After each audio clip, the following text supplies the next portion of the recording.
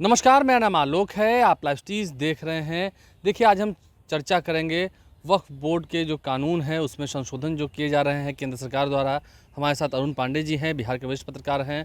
वक्फ board की ओर से जो पहले नियम और कानून थे, अब उसमें सरकार संशोधन कर रही है, बिल भी लाया गया है देश की संसद में। अब इसमें तो बदलाव होगा, लेकिन ऐसे में अब बिहार की अगर हम पॉलिटिकल पार्टीज़ की बात करें, जेडीयू की, आरजेडी की, बीजेपी की, सबका अलग अलग स्टैंड है, लेकिन सबसे ज़्यादा कन्फ्यूज़न जो है वो लगता है जेडीयू में दिख रहा है। देखिए, ये वक्फ कानून में जो संशोधन हो रहा है ना, ये नया कानून तो है नहीं। 1947 में जो देश आज़ाद हुआ उसमें बहुत लोग पाकिस्तान भागे थे, जो उस समय की एक परिस्थिति बनी थी। तो जो लोग संपत्ति छोड़ के गई, मुसलमानों के लिए वक्फ बोर्ड बना था कि मुसलमानों की जो संपत्ति है वो एक ऐसी संस्था होगी, वो इसको प्रबंधन संचालन करेगा और जो गरीब गुरबा लोग हैं उनके लिए शैक्षणिक और भी सामाजिक सरोकार का, अस्पताल का, ये सब कुछ काम करेगा। लेकिन आज़ादी के इस 78 साल तो हो रहे हैं। अब तो आप 15 अगस्त को आज़ादी का 78वां स्वतंत्रता दिवस आप मनाने जा रहे हैं। बड़ा एक एक्सपीरियंस हुआ।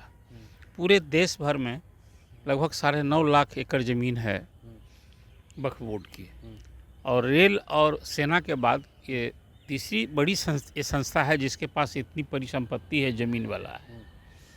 तो संसद में अभी नरेंद्र मोदी की गवर्नमेंट ये भी एक कानून था मुसलमानों से संबंधित, 3 तलाक आ गया, 370 हट गया, एनआरसी हो गया। ये सब कुछ ऐसे मुद्दे थे जो आम मुसलमानों में था कि हमारे विरोध का है। चलिए, अब एक वक्फ कानून में संशोधन को लाया, संसद में जो ये बिल आया, सभी दलों ने इसको एक स्वर विरोध किया, कहा कि ये तो धार्मिक स्वतंत्रता पर आघात हो रहा है, संविधान इसकी इजाज़त नहीं देता है। किसी दल ने इसको सपोर्ट नहीं किया। लेकिन सरकार द्वारा लाया गया बिल था तो सरकार और सरकार के सहयोगी दल लाजमी था वो सपोर्ट करते। एनडीए को बहुमत है भी, एनडीए को बहुमत भी है। अब उस कानून में जो मोटा मोटी 2-3 बात खाली हम चाहते हैं कि लाइव सिटीज़ के भी दर्शक जाने, और ये पूरे देश की बात है, उससे बिहार भी अछूता नहीं है। बिहार में भी 2 बोर्ड है, एक शिया बोर्ड है, एक सुन्नी बोर्ड है, और यहाँ भी उसी तरह से दोनों के पास 75 हज़ार एकड़ ज़मीन लगभग का मालिक है।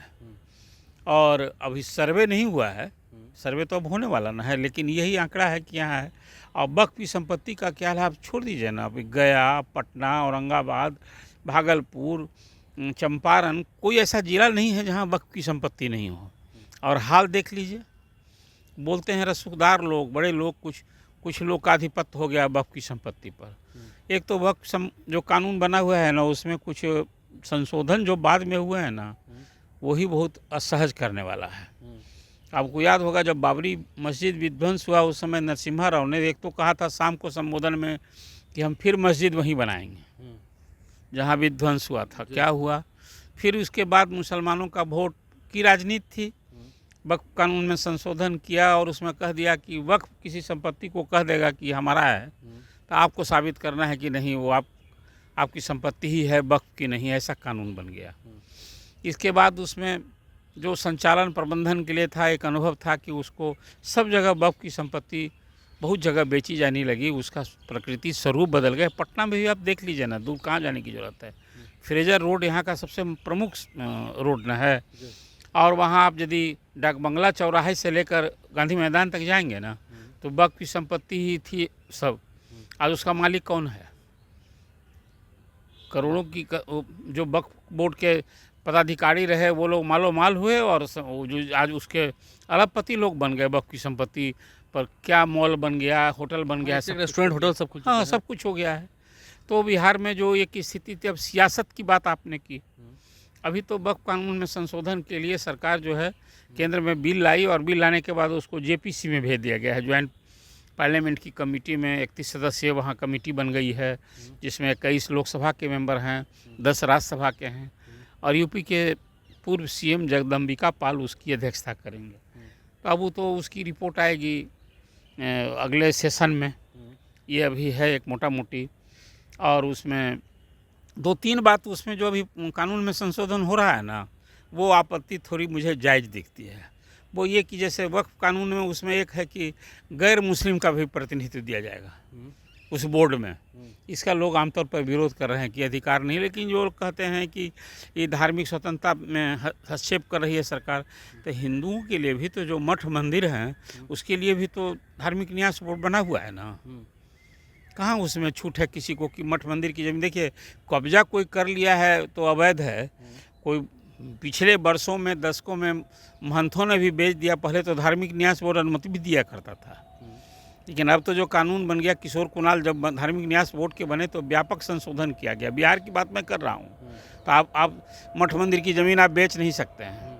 अब जो वहाँ कमेटी बनती है ना, वो किसी को किराया और लीज पर भी देगा ना, तो अभी तो अखिलेश जैन डिस्ट्रिक्ट जज रह चुके हैं, लॉ सेक्रेटरी थे, अभी वो वहाँ के अध्यक्ष हैं धार्मिक न्यास बोर्ड के। उन्होंने तो एक बाकायदा ऑर्डर निकाल लिया कि मठ मंदिर की ज़मीन कोई वहाँ जो महंत होगा तो 3 साल से अधिक न किराया दे सकता है, और कोई 30 साल और 90 साल का लीज दिया है तो कागज़ का टुकड़ा है, कोई वैल्यू नहीं है।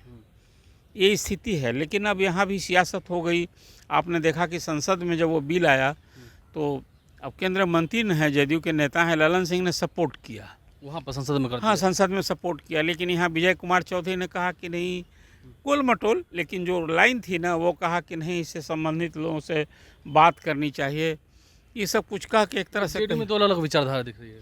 अब गुलाम गौस ने तो भरपूर कड़ा विरोध किया। मैंने आप कहिए कहा कि बीजेपी को सिर्फ मुसलमानों का इशू दिखता है, मुसलमान विरोधी ये काम हो रहा है।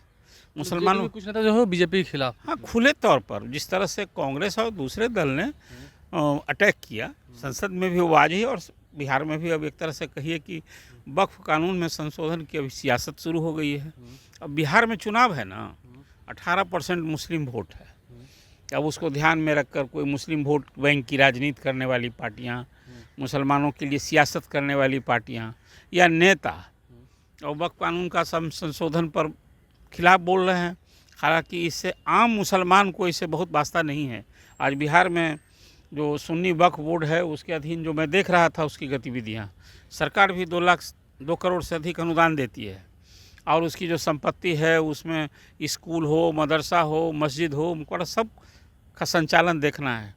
लेकिन केसेज भी हैं वहाँ, 40,000 से अधिक केस आपको बताते हैं पूरे देश भर में वक्फ से संबंधित विवाद कोर्ट में है। तो ये जो संशोधन है, मेरी राय में ये एक समय की मांग है, लेकिन अब तो सियासत हो रही है इसकी, और बिहार भी इससे छूता नहीं है। मैंने आपसे कहा कि जेडीयू की बात आपने कही थी, हाँ धर्म नीतीश संकट कुमार की मुसीबत इसने बढ़ा दी है, इस कानून ने बढ़ा दी है, अब तो संशोधन बिल ने बढ़ा ना, दिया। देखिए एक तो है कि कहीं ना कहीं इस पर एक स्टैंड अब तो सपोर्ट करेंगे तो राजद कांग्रेस सारे लोग कहेंगे कि देख लीजिए वक्फ कानून में जो बीजेपी जैसे चाहिए वैसे करने में सहयोग दिया है, ये तो बात कहेंगे खिलाफत ना। करेंगे तो जो सत्ता में बने हुए एनडीए हाँ तो भी उनके लिए एक असहज स्थिति, जैसे ललन सिंह ने तो स्टैंड ले लिया। अब पार्टी निश्चित रूप से आज धर्म संकट है, जदयू के लिए उस वक्फ कानून को बीजेपी के लिए आवाज़ में उसी ढंग से मिलाना एक चुनौती है। हाँ एक चुनौती है। देखिए एक चुनौती तो है, जेडीयू के कुछ नेताओं ने कहीं ना कहीं बीजेपी की फजीहत तो कर दी है, कुछ नेताओं ने सराहा है, कुछ नेताओं ने खिलाफत की है, और नीतीश कुमार की टेंशन बढ़ गई है वक्फ बोर्ड के जो कानून में संशोधन हो रहा है इस बिल को लेकर। हमारे चैनल को सब्सक्राइब कर लें, साथ साथ फेसबुक पेज भी लाइक करें। धन्यवाद।